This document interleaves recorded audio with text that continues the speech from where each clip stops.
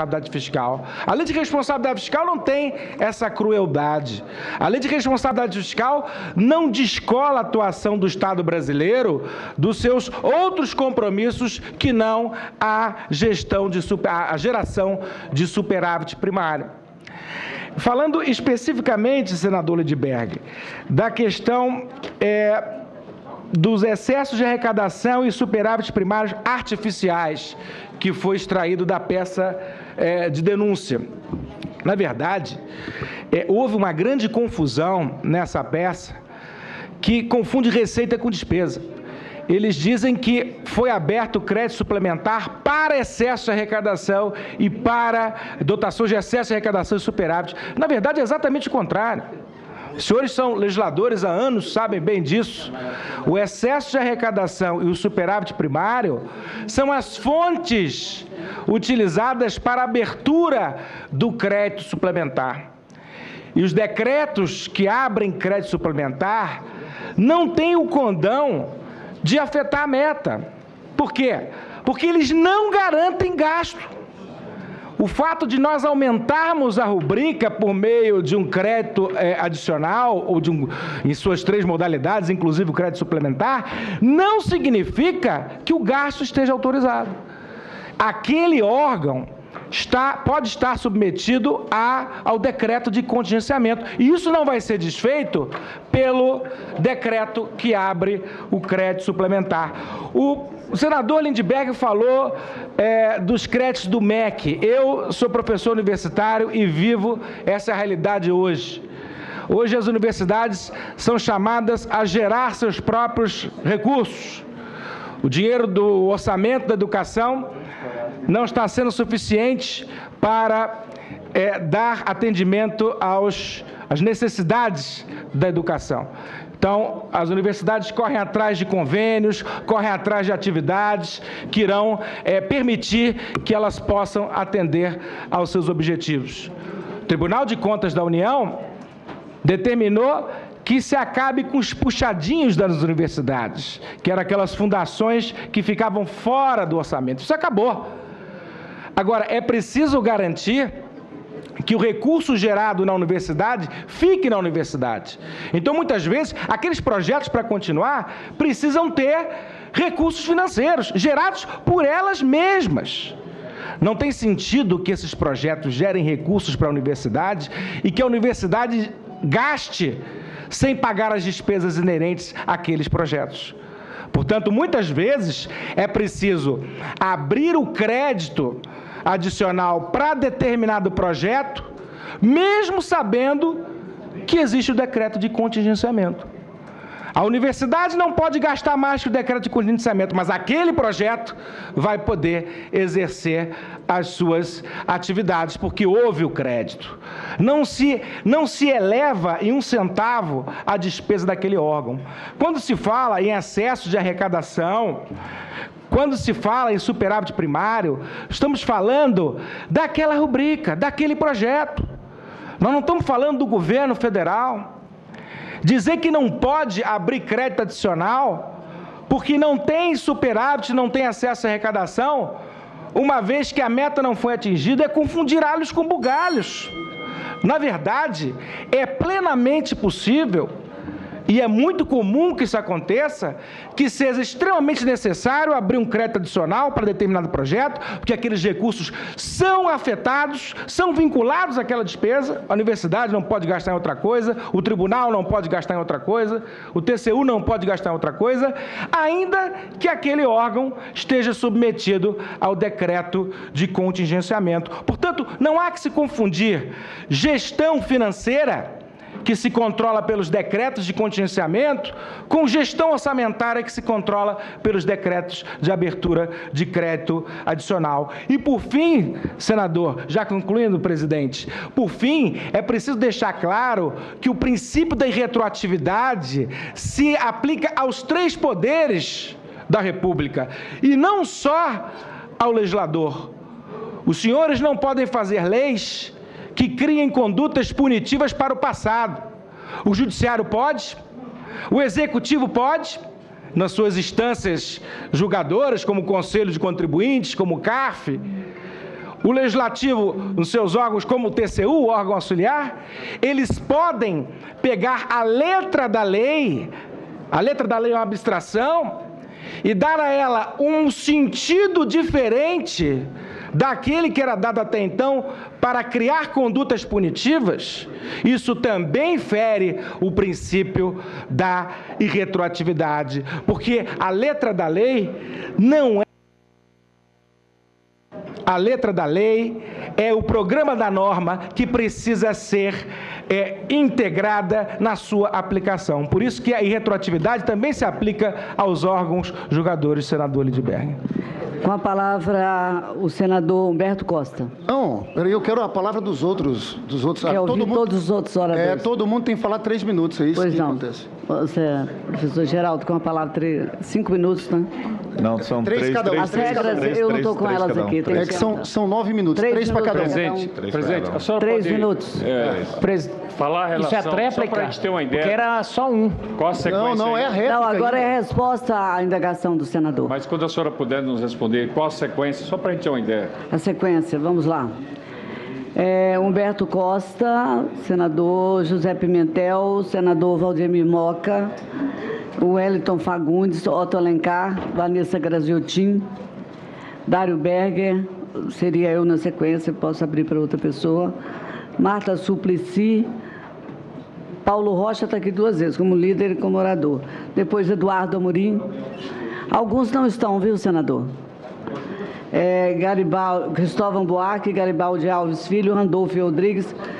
Tem Cristóvão Buarque 2 vezes, como líder e como orador. Randolfo.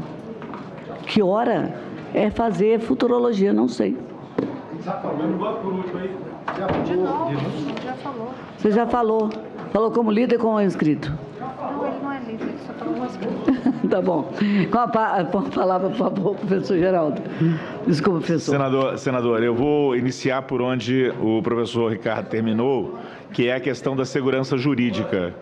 A questão da segurança jurídica, ela não é importante somente para a questão do crime de responsabilidade, para definir se houve ou não crime de responsabilidade.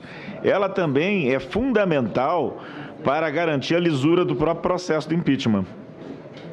O processo de impeachment, ele não pode estar organizado, feito de uma tal maneira que qualquer solução seja possível. E o que eu quero dizer com isso? Não se pode acusar a presidente de ter praticado um crime dizendo que ela fez alguma coisa, ou, se não fez, deveria ter feito algo para impedir o resultado. Essa incerteza na acusação, além de revelar uma insegurança sobre se a presidente da República realmente atuou ou não atuou, ela se mostra um instrumento de fragilização das garantias do mandato presidencial. Por quê? Se diz na acusação, a presidente, ela atuou, ela agiu para influenciar o ministro da Fazenda, o ministro da Agricultura, o secretário do Tesouro, o Banco Central, o presidente do Banco Central, e produzir uma determinada ação com características tais. Está dizendo que ela está fazendo uma coisa que é ilegal, que é contra a lei, Ou, se ela não fez nada disso, quer dizer, o próprio acusador está assumindo que não sabe o que ela fez. Ou se ela não fez nada disso, ela deveria ter percebido que aquelas coisas não andavam bem e deveria ter agido para impedir. Isso, quando é colocado na frente do juiz, e por isso não pode ser colocado na frente de juiz algum, muito menos do Senado, da comissão do Senado no seu pleno, dá a um julgador que quer um resultado, independentemente de estar convencido da responsabilidade jurídico-política da presidente, dá ele uma abertura enorme. Não tem prova de nada, mas como tem várias acusações aqui alternativas, eu acolho qualquer uma. Eu sempre posso acolher qualquer uma. Então, isso não é permitido. Isso não é permitido. A ordem jurídica não admite isso. Então, nós estamos diante de uma violação do devido processo legal por uma denúncia que diz que a ação da presidente ou foi comissiva, ou ela atuou com dolo, sem conseguir explicar em que consistiria esse dolo. Quem tem que explicar isso é a acusação e não pode explicar imaginariamente, ou então atua por violação de um dever, deixou de fazer algo que deveria fazer. Não, a ordem jurídica não aceita nenhuma solução nem outra, e no caso dos processos de responsabilidade, isso pode ensejar uma decisão caprichosa, temerária e arbitrária, que é exatamente aquilo que o Estado de Direito não aceita. O senhor tem direito à réplica? Tem, mas aí antes falta um minuto. Pois não. Falta um minuto. Senador Lindbergh, tenho ouvido aqui algumas afirmações que me parecem precisariam ser devidamente corrigidas. Na verdade, nós estamos diante de uma crise mundial, não somente da democracia representativa, como também da ordem econômica. Essa crise não afeta só o Brasil, afetou o norte da África, na Primavera Árabe, afetou os países da Europa, na Espanha, em que os espanhóis, a juventude espanhola, foi para a Porta do Sol dizer para seus políticos: nós não entendemos que vocês nos representem. Atingiu a Grécia e dessa crise originou-se o Partido Syriza. E até os próprios Estados Unidos, em que os jovens americanos foram para Wall Street, ocupando Wall Street e dizendo: não podemos mais conviver com esse tipo de alienação em que nós estamos vivendo, um mundo surreal. Então, ouvi aqui algumas pessoas atribuírem a essas denominadas pedaladas a crise do Brasil. Porque o Brasil gastou muito, porque a Grécia gastou demais, porque os Estados Unidos também, e já tiveram nesse século duas crises terríveis, gastaram excessivamente. Então, se assim é muito fácil corrigir as crises, é gastar menos. Será que os governos desses países todos não são suficientemente inteligentes? Porque se gastam menos, então a felicidade chega para esse país. E se não gastar nada? Se não gastar nada, se arrecadar os impostos e deixar os impostos ensacados no Tesouro Nacional, aí parece que seria a felicidade geral. E é isso o que está por trás dessa crítica. É a intenção de diminuir o tamanho do Estado, esquecidos de que, na filosofia capitalista, é preciso haver regulação. Quanto mais regulação, mais direitos. Mencionei pela manhã a análise que o Tomás Piketty faz da crise do capitalismo, das dificuldades que o capitalismo tem no mundo inteiro. Há até mesmo quem diga, e Henrique do Céu o afirma, um teólogo da maior importância que estuda a economia, em que se diz que nós estamos, na verdade, vivendo essa crise do capitalismo, que com certeza não foi em 1930 por causa das pedaladas do presidente americano, nem neste momento a nossa crise é por causa das pedaladas que algumas pessoas aqui entenderam que são a causa de todos os males. O que infelizmente nós entendemos que está por trás, termino, senadora Rose de Freitas, o que está por trás desta visão é a vontade de que haja uma ausência do Estado, esquecidos de que toda vez que o Estado reflui, toda vez que o Estado cede o seu espaço, há quem ocupe esse espaço. E quem ocupa o espaço do refluxo do Estado, os economistas aqui presentes, e o senador Cristóvão Buarque sabe disso, que é o professor de economia. Quem ocupa esses espaços de um Estado absenteísta é o mercado. São as leis do mercado que atrapalham o processo civilizatório, que atrapalham qualquer visão em que se possa ter um estado de bem-estar social devidamente regulado e devidamente submetido a um Estado democrático de direito. Muito obrigado. Que muito rapidamente, isso é de fato o entendimento do TCU, é a criminalização de uma possibilidade de política fiscal anticíclica. No mundo inteiro tem um debate entre escolas econômicas diferentes. Eu falei ontem, o primeiro-ministro do Canadá foi eleito dizendo o seguinte: eu vou fazer déficit por 3 anos porque eu quero recuperar o crescimento. Só depois eu vou fazer superávit. Aqui no Brasil não pode mais. Tem uma ditadura da escola de Chicago que foi imposta pelo TCU. Então esse é o primeiro ponto. Queria agregar outras coisas, né, em relação aos decretos.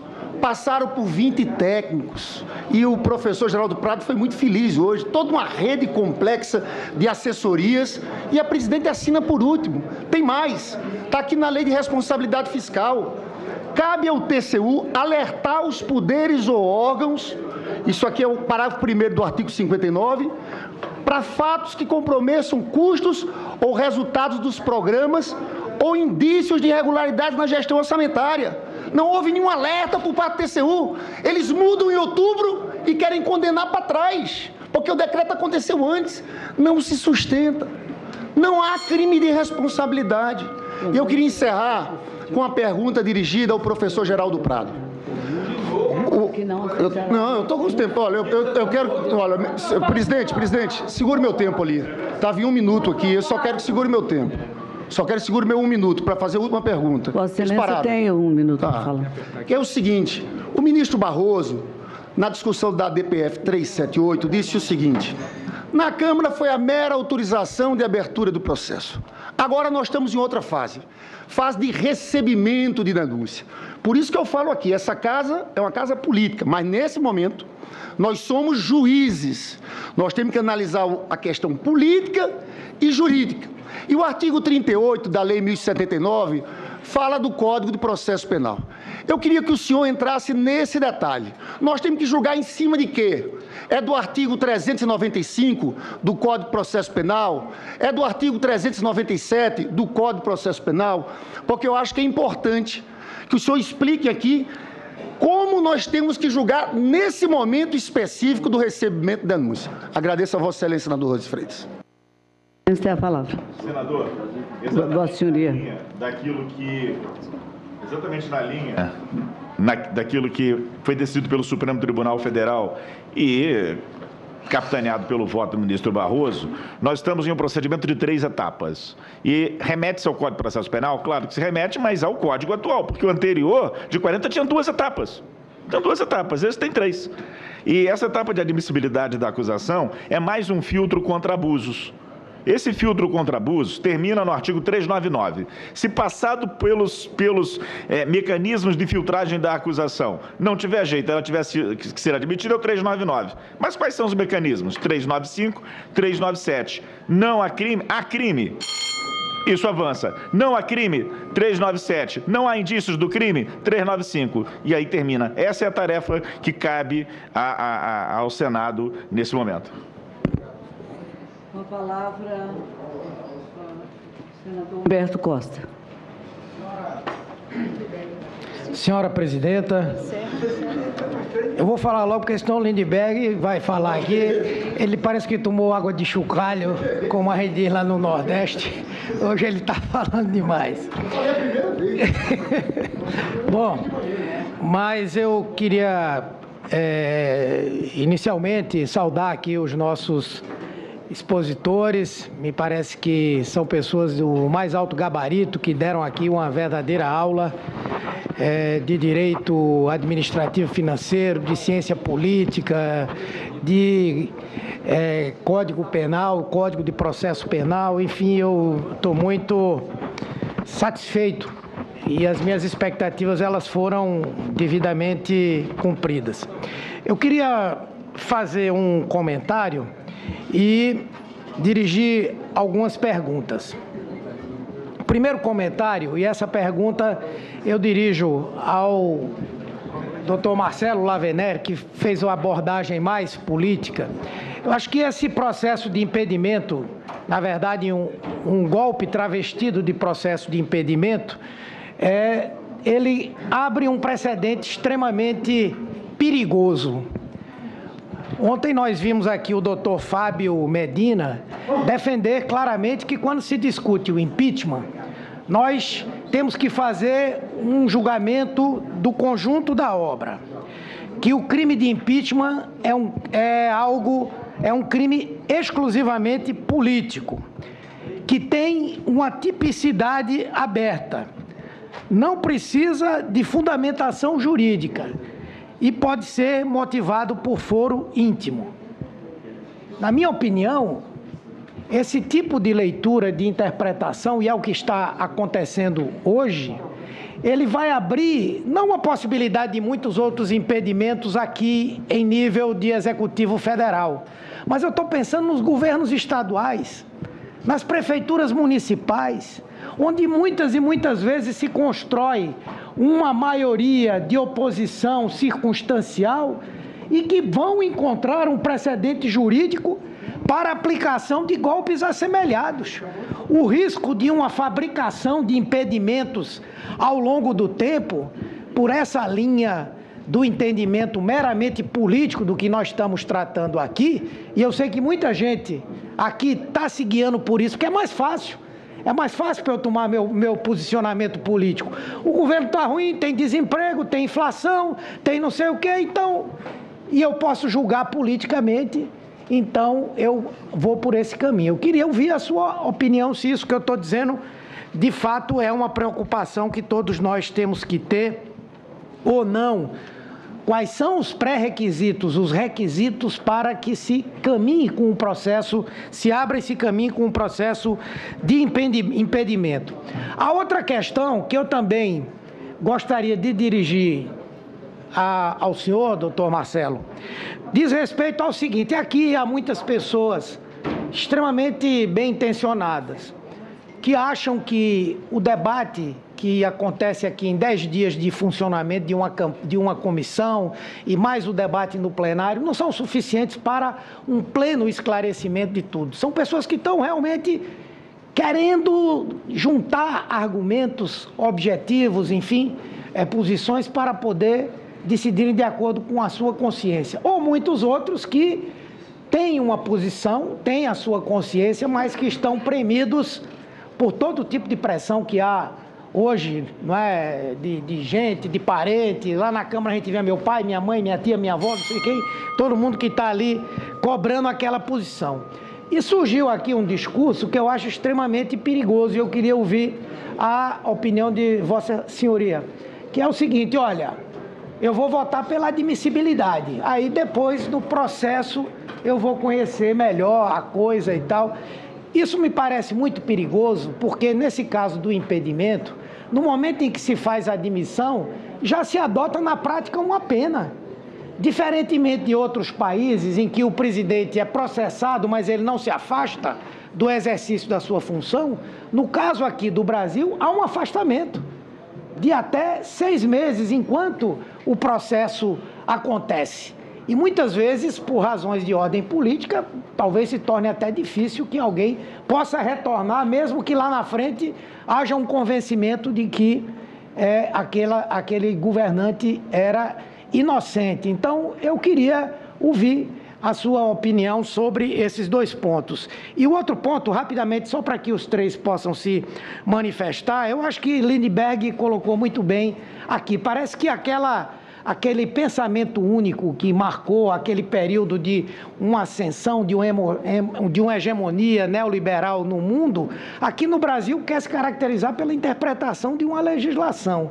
Essa questão da meta do superávit primário transformou-se numa obsessão que agora quer transformar o não cumprimento, que pode se dar por uma decisão, ou não, por uma decisão de política econômica, quer se transformar num crime. Então, eu queria ouvir também a opinião dos senhores e depois eu farei meu outro comentário. Posso fazer, Marcelo? Posso falar? Pois não, doutor Marcelo. Senador Humberto Costa, eu tenho a perfeita convicção de que sempre que nós alegamos que vamos fazer alguma coisa ou vamos condenar alguém pelo conjunto da obra, essa frase indica com muita clareza que este que quer condenar esta pessoa não tem nenhum fato concreto suficiente para que possa ser feita a condenação. É uma expressão jurídica, é um fato jurídico que não está nem na Lei 1079, nem na Constituição. Em nenhum país do mundo, um processo de impeachment está previsto: vamos afastar uma presidente da República pelo conjunto da obra. Conjunto da obra não é crime, não tem tipo criminal. O professor Geraldo Prado sabe muito bem disso. Quando eu digo, eu vou lhe condenar, cidadão, pelo conjunto da obra, significa que eu não tenho nada concreto para suficiente para condenar aquela pessoa. De modo que condenar pelo conjunto da obra significa que alguém já tem um preconceito de afastar a presidenta da República e, na falta de se arrimar num fato concreto inexistente, tem essa saída à la Pilatos, que é: eu vou condenar pelo conjunto da obra. E muito pior do que condenar pelo conjunto da obra é afirmar, como essa autoridade jurídica que esteve aqui, né, deve estar talvez até disputando um lugar no Supremo Tribunal Federal, para dizer que é possível se julgar com base em motivo de foro íntimo. Aí nós estamos em pleno regime das ordalhas medievais, em que os juízos eram sumários e a pessoa era condenada pelo juízo de foro íntimo. Então,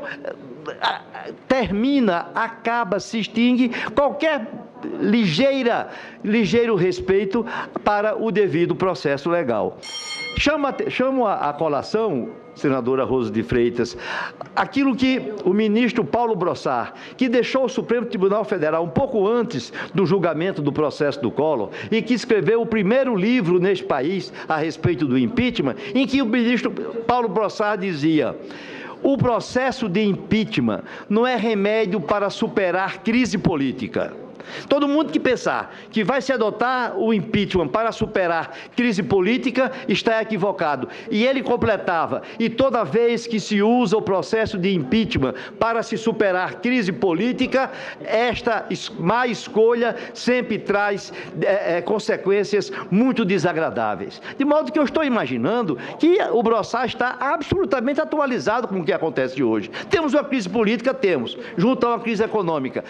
Como é que vamos sair dessa crise política? Bom, vamos fazer um processo de impeachment, vamos afastar a presidenta da República, vamos resolver a crise política por um processo que é um processo penal. Nesse caso, nós estamos caindo naquilo que o ministro Paulo Brossard, que escreveu esse livro, advertia: quem pensar que vai superar uma crise política adotando-se o impeachment, vai verificar que as consequências serão muito ruins.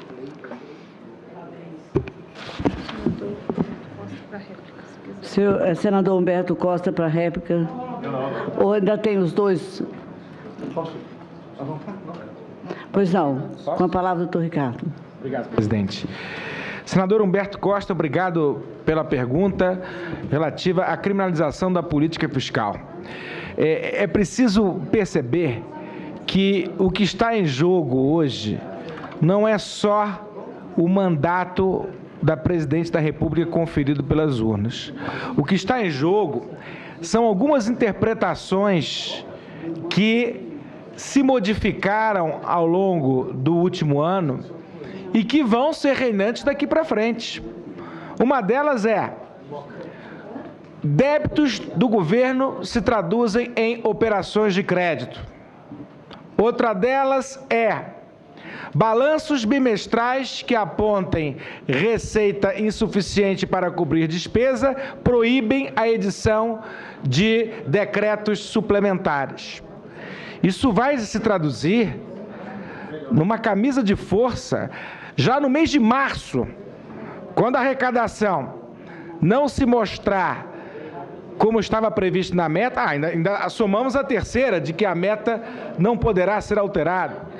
Nós vamos estabelecer a ditadura da meta e vamos criminalizar, porque o que está discutindo aqui agora é exatamente isso, vamos criminalizar opções políticas que eu acho que não tem sentido entrar aqui no mérito se são corretas ou não, se tem que gastar, se não tem que gastar, se tem que cortar, se não tem que cortar. Essas são decisões políticas a cargo do Poder Legislativo e do Poder Executivo.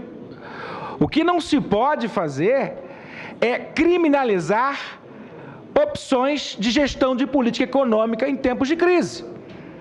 Porque o que está ocorrendo ao longo desse processo é exatamente isso. Está se tentando criminalizar soluções que eram admitidas pelo ordenamento jurídico no momento em que foram adotadas e retroagindo entendimentos criminalizantes. Isso vai significar que, na verdade, nenhum governo, a partir do mês de março, se eventualmente em janeiro, fevereiro, a meta de arrecadação não for cumprida, estará numa situação de uma camisa de força orçamentária. E dali para frente, se a partir do mês de março a arrecadação continuar caindo, esse governo não conseguirá atender sequer as suas despesas obrigatórias. E aí nós vamos começar a verificar o lockout governamental. Nós vamos começar a verificar a inadimplência de várias prestações a cargo do Estado. Isso no âmbito da União, no âmbito dos estados e no âmbito dos municípios. Então, senador Humberto Costa, o que eu vejo como criminalização da política pública é exatamente a cristalização dessas ideias, que servem de fundamento para a caracterização do crime de responsabilidade aqui em discussão.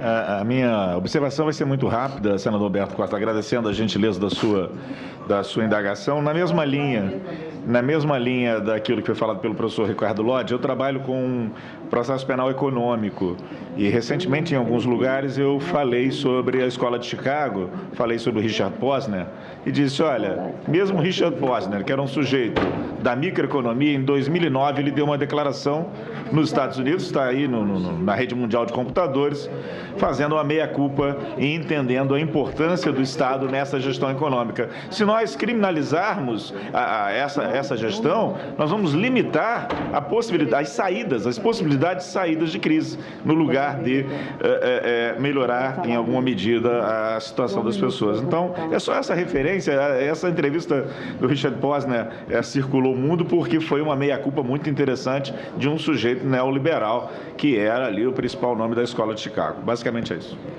Vossa Excelência utiliza o tempo restante. Para completar a resposta ao eminente senador Humberto Costa, quando mencionou a questão do Supremo Tribunal Federal. Como é que pode agir o Supremo Tribunal Federal? E, especialmente, o que dizer àquelas pessoas bem intencionadas que dizem, muito bem, eu vou admitir o processo de impeachment aqui no Senado, porque depois vai haver um julgamento. Esse raciocínio só poderia ser válido na Câmara Federal, como mencionou Vossa Excelência, senador Humberto Costa, porque da decisão da Câmara Federal não há nenhuma consequência específica de perda de direitos, mas a admissão do processo de impeachment sem justa causa para essa admissão neste Senado Federal produz um efeito devastador que se chama a liminar satisfativa, ou seja, pela política do fato consumado, pela inércia natural dos acontecimentos da humanidade,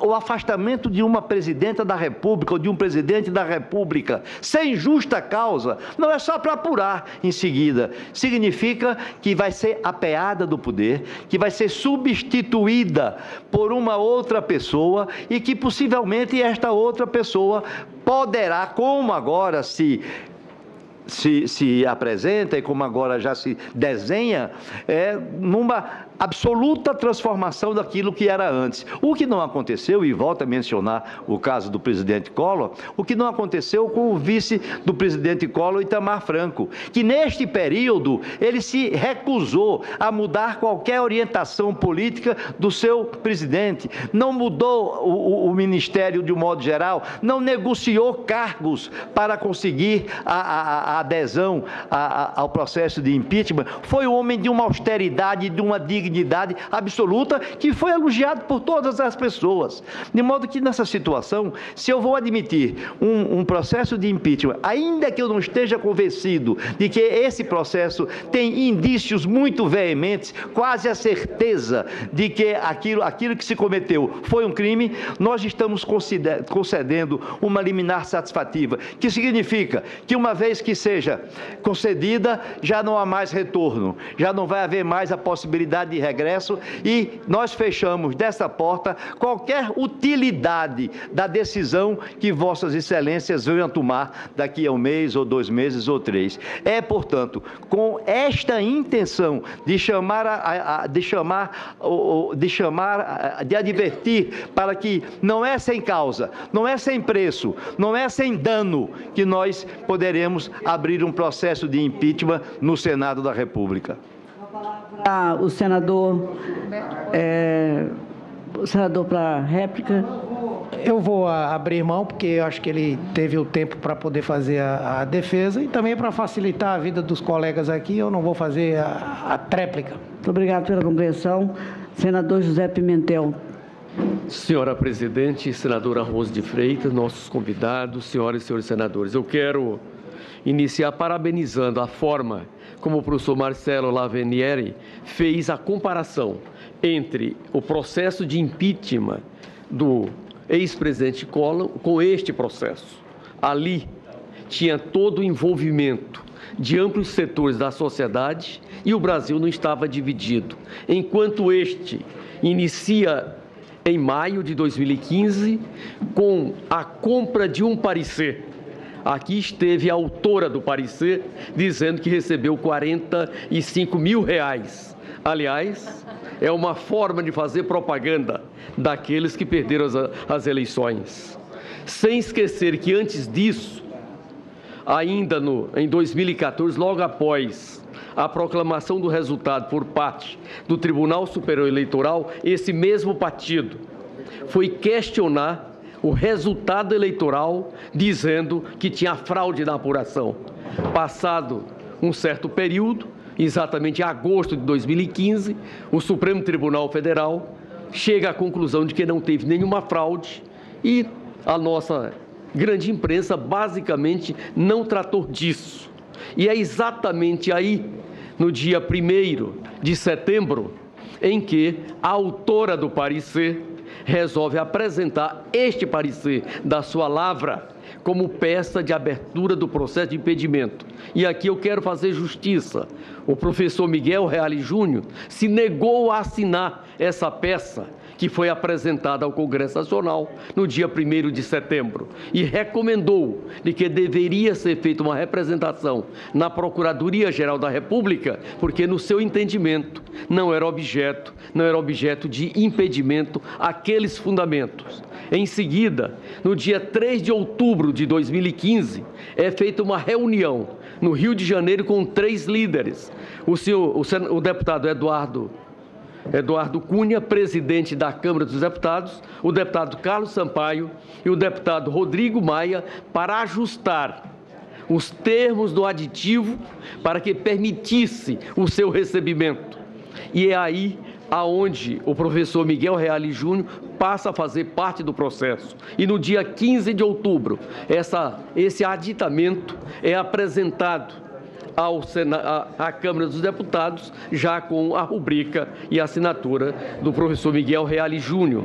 Neste período, o Conselho de Ética começa a discutir a admissibilidade ou não do processo contra o senhor Eduardo Cunha, e o senhor Eduardo Cunha fica chantageando os dois lados. O Partido dos Trabalhadores dizendo: se vocês não me derem apoio no Conselho de Ética, impedindo a abertura do processo, eu vou abrir o processo de impedimento. E do lado da oposição, do partido que encomendou o parecer, dizia: se vocês não me derem apoio no Conselho de Ética, eu vou arquivar, indeferir esse pedido de impedimento. No dia 3 de dezembro, o mesmo dia que o Congresso Nacional se reuniu para votar e aprovar o PLN 5, que tratou das metas, na parte da tarde, o Partido dos Trabalhadores se reúne e delibera de que iria abrir o processo de impedimento. Meia hora depois, o senhor presidente Eduardo Cunha resolve chamar uma coletiva e dizer que estava recebendo o processo do impedimento nos moldes do aditamento, ou seja, 2 itens, o que trata da equalização da taxa de juros da Política Agrícola de 2015 e sobre os 6 decretos em que a senhora presidenta havia assinado nas condições aqui já expostas. Esse processo continua e é por isso que ele é viciado desde a sua origem, porque tem um caráter vingativo. E me preocupa muito afastar uma presidente de um país que é a 5ª população do planeta, é a 8ª economia do planeta, simplesmente porque perdeu o processo eleitoral lá em 2014, com agravante de que os expositores de ontem, em nome da denúncia, dizia que ela deveria ser cassada pelo conjunto da obra, e o conjunto da obra é exatamente a falta de aceitação pela opinião pública. Só que o vice tem pior aceitação do que a senhora presidenta, basta ver as pesquisas de opinião pública. Diz também de que é preciso afastá-la por conta da crise econômica.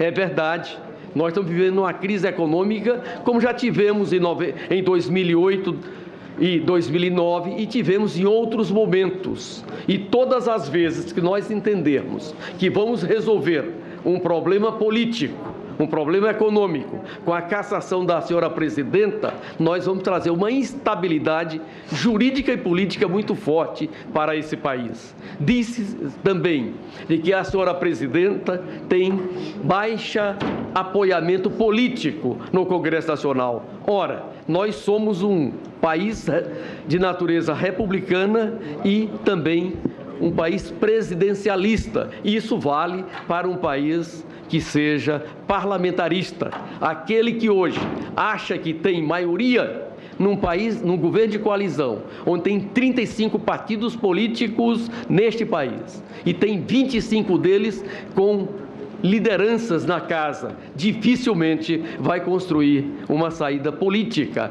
para construir a maioria, a não ser que utilize expedientes, que nós esperamos que não se repita. E é por isso que nós aprovamos a lei dos corruptores em agosto de 2013. Por isso eu peço aos nossos 3 expositores puder nos ajudar nessas fundamentações da oposição de ontem, que diz que a decisão deve ser em face do conjunto da obra e não em face de um processo efetivamente legal. Muito obrigado.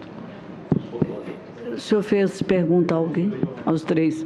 Com a palavra, doutor Geraldo. Uma consideração de... 3 minutos,